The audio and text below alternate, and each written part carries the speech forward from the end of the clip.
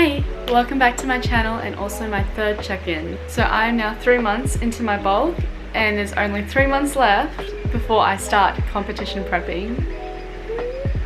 Since my last check-in there really hasn't been a lot of movement with my physique measurements. So a month ago I was averaging 52 kilos, but this month I've actually dropped down to an average of 51.8 kilos. It's not a major dip, but I'll explain a little bit on why I think my weight fluctuated like that. I'll put my body fat percentage here, just because at the time of filming I wouldn't have done a body fat pinch test yet. My shoulders remain at 99 centimeters, chest is 88 centimeters, hips have gone up from 88 centimeters to 89 centimeters, and waist has gone up from 65.5 centimeters to 66 centimeters.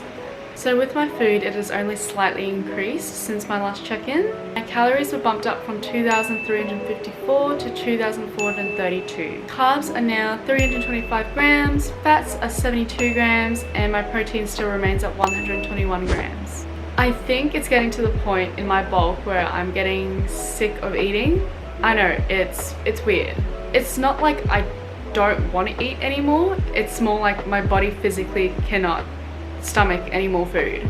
Because my meals are predominantly clean and they're derived from plants, it's a lot of high volume, low calorie foods. It's getting to the point where I'm considering drinking my calories just to make a meal more calorie dense. As much as I'd like to say I can have like a couple of donuts for lunch and call 900 calories done for a meal, I know that it's not very micronutrient dense, and it's probably not the best thing to be fueling my body or just good for my general health overall. I wish it was that simple. So let's talk about the fluctuation in my body weight and also my measurements. I'm not an expert or claim to know exactly what's happening with my body, but I can sort of hypothesize a few reasons why my body weight and measurements fluctuated a little bit. Water and salt intake. Don't quote me on what I'm about to say. If I remember correctly, our body weight can swing depending on how much water we take and how much our body retains that water. And salt being an element that draws out water, I'm guessing in that final week of that month, I had a little less water and or salt than I usually would, and that's probably why my weight dipped a little bit that week. Another possible reason might have been my water expenditure. So because I thought it was my last week of that training block, I might have pushed a little too hard and just sweated more than I usually would. Another reason for these varying numbers on my physique, perhaps it could be something related to my hormones. I don't particularly remember last week being more stressful than normal, but it could have played a part in my weight decreasing. I don't really know the science behind cortisol, which is the stress hormone, but I know that it can affect my metabolism and my appetite. I think this reason might be the most feasible, considering that would explain why I had a lack of appetite for the past 3 weeks. Another reason could be increased fiber intake.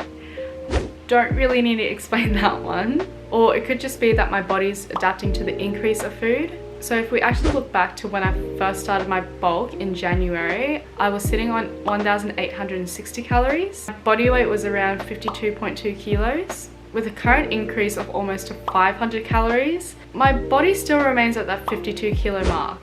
It could just literally be that my body is leveling itself out with the increase of food. So training hasn't been particularly interesting the last month. The only notable highlights I would say is probably like a personal best of 85 kilo squats for 4 sets of 8. Only issue is I didn't film it. But I do have this footage of the week before doing 82.5 kilo squats. For this current training block, I did request a bit more glutes and shoulder work. So WBFF recently explained why Rachel Dillon was the ideal bikini model. She's got this toned but soft look. She's symmetrical and she's got this hourglass feminine figure. So to achieve that look, I knew I somewhat had to match her physique. So I knew I had to work on my shoulders and my butt. Hopefully with this shoulder and glute focused training block, I should see a bit more shape in my physique, because I know there's really only 2 months left of creating shapes before I have to start cutting. So So this concludes this month's check-ins. Nothing really major happened last month. I'm just super excited to actually start competition prep. So next week I am going on a holiday. I will film and upload a video on that, but I just don't know when or how I want that video to come out. If you want to keep up to date with my adventures on that trip, be sure to follow me on Instagram because that's where I'm most active.